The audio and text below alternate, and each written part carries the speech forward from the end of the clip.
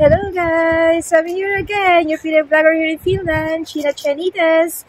And for today's vlog, kasama ko si Daddy Elgin. Hello, lamig! So yes, nandito kami sa labas kasi rest day ko. Sabi ko lakad-lakad kami. Kaso medyo naambon pala at malakas yung hangin kahit na +3, kaya malamig. Pero yun guys, for today's vlog, sasagutin ko yung isang katanungan sa comment section ng isang vlog ko, at ang tanong niya ay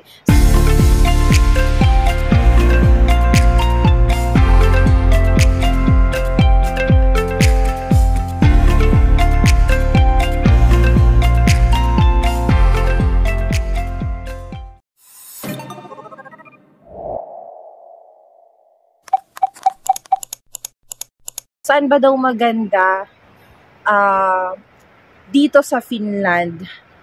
Kasi pinapapili na sila ng placement, and yes, na-experience ko rin yan, yung ganyang feeling na nagre-research na ako kung saan nga ba ang maganda dito sa Finland. Actually guys, for me, anywhere dito sa Finland maganda naman kasi halos magkakatulad lang yung mukha.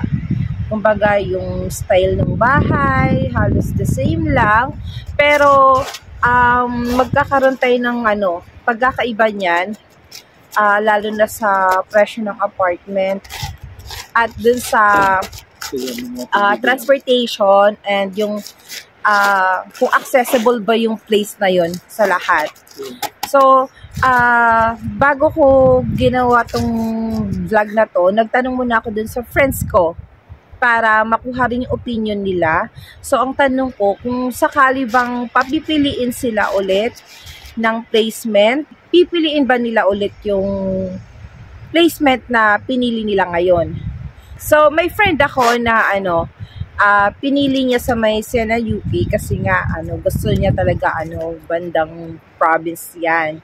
And yung naman, yung dalawa kong friend, nandun sila sa Nokia.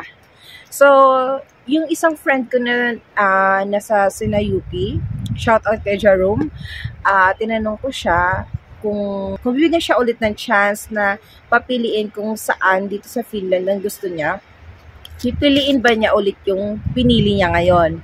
Ang sabi niya, hindi. Pero kung sa workplace daw, okay naman. Pero kasi, pagdating dun sa accessibility ng lugar like transportation, nasabi niya sa akin na may oras yung yung bus nila doon. Tapos syempre malapit siya, kaya siyang e-bike. Parang hindi ko alam, hindi ko nakalimutan ko kung 40 minutes ba yun, kung ibabike or 30 minutes, basta ganun. Pero yun nga, pagdating sa transportation, mahirap siya kasi may oras yung bus nila doon, lalo na kung panggabi ka, ang hirap. Pwede naman lakarin pero parang isang oras din ata. Tapos sobrang konti, kung konti na yung makikita mo dito, tao dito sa Vantaa, doon talaga, as in parang haunted place siya, ganon. So, yun. Pero yung apartment naman niya, apartment niya, magkano ba yun? Parang nasa 600 plus ata. Ganon. Tapos, 30 euro per person yung bill, yung water bill. Tapos, 30 euro per person din yung electric bill kung wala pang sariling contract. Tapos, regarding naman sa mga bilihin, the same lang naman guys, parehas lang naman yung price ng bilihin dito at bilihin din sa Sena UP. So, yun. Ang sabi niya sa akin, kung may chance na pipili siya ulit, pipiliin daw yung sa may bandang Turco. Ayun. So, yung friend ko naman na nasa Nokia, well, okay naman siya. Okay naman sila doon kasi accessible naman daw yung place. Kasi tinanong ko anong makukomment about transportation, sa mga stores, ganyan. So, okay naman, walang problema. Tapos sa apartment, if I'm not mistaken, nasa 700 plus yung apartment nila. Ganun. So, hindi rin malayo dito sa Vanta. Kami naman dito sa Vanta, ang apartment namin ay 847. Tapos, 30 euro din, 30 euros per person. Yung electric bill sa una at yung water bill din, 30 euro per person. So, dahil kumuha ko ng sariling contract na sa electric, kaya medyo nakalas na kami sa electric. And, syempre, kung ako yung tatanungin nyo, mas gusto ko dito sa Vanta. Kasi, city girl kasi ako eh. Gusto ko talaga, accessible din talaga lahat. Kasi nga, tamad ako lumabas. So, good thing naman dahil itong napili sa aming apartment ay, kung lalakarin mo siya from the apartment going to my workplace, 35 minutes lang siya to 40 minutes. Depende sa lakad mo. Tapos sa transportation naman,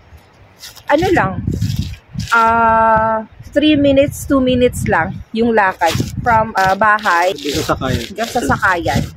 So, gano'n lang, 2 to 3 minutes lang yung lakad namin. Kaya, maganda siya. Tapos, yung store naman dito 45 minutes lang yung lakad. Malapit lang. Kaya, ang ganda kasi, malapit lang talaga siya sa lahat. Tapos, kung pupunta ka ng Helsinki, ayun nga, dito lang din yung sakayan malapit. Lahat ng sakayan dito lang sa amin malapit. Tapos, madali lang pumunta. Kasi pupunta ka ng DVV, Polisi. Madali lang siyang puntahan. Ayan. Kaya, walang problema. Yung transportation dito, yung apartment, kung kukuha ka ng...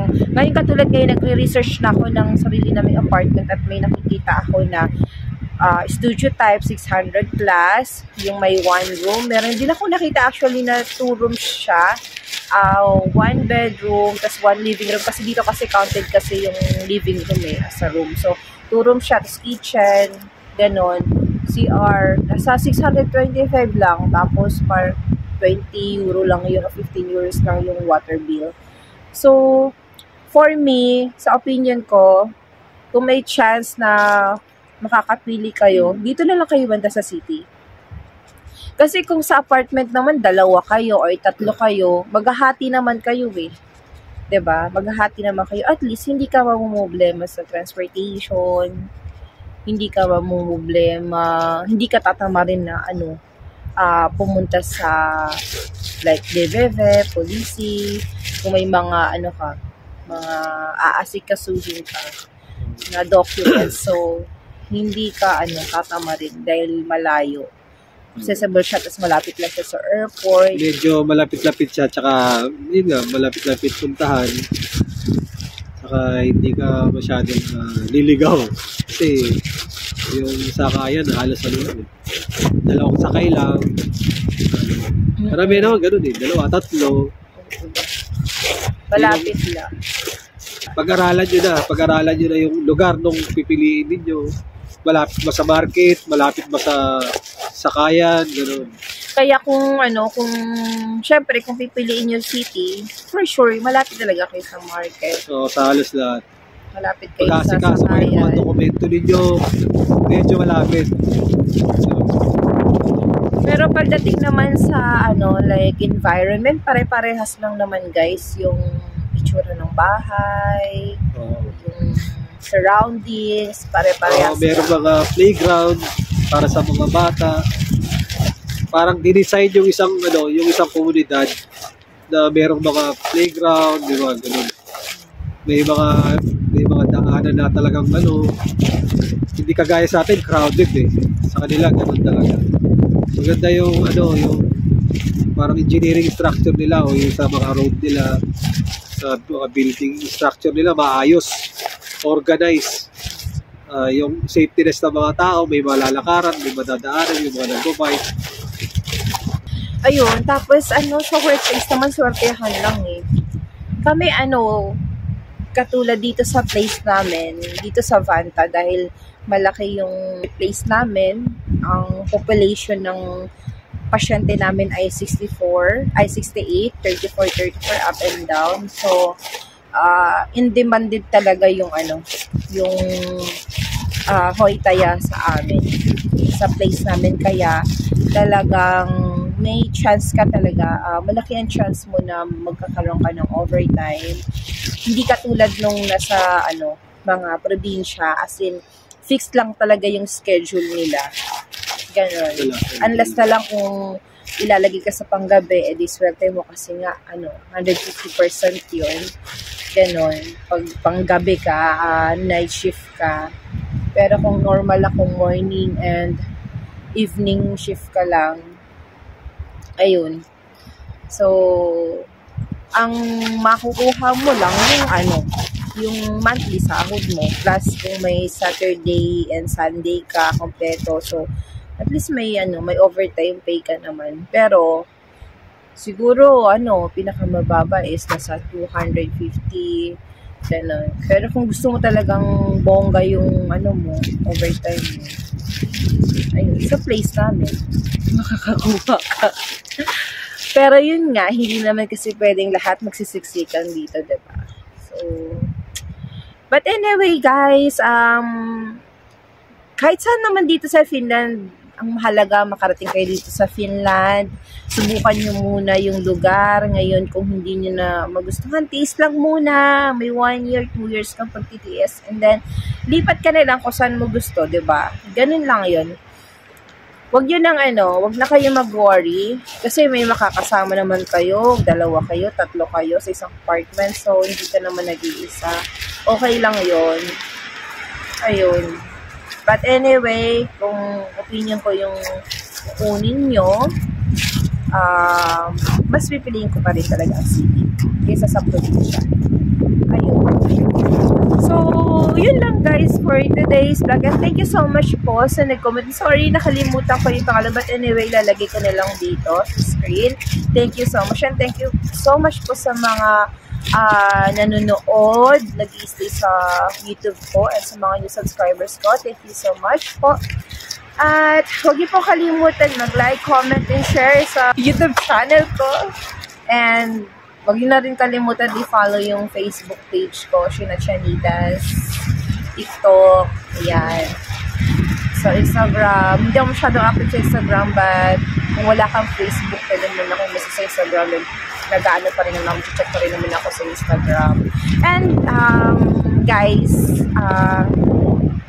usually kasi yung mga tanong din sa akin, sorry pero gusto ko lang din i-clear guys, yung mga tanong din, na ibang tanong po din talaga sa akin ay nasa vlog ko na rin po talaga. Siguro, mas maganda panoorin nyo muna yung vlog ko, and then kung mayroon akong hindi nasabi doon, tsaka kayo magtanong, baka masagot ko at hindi ko nga nabanggit sa vlog. Pero yun nga po,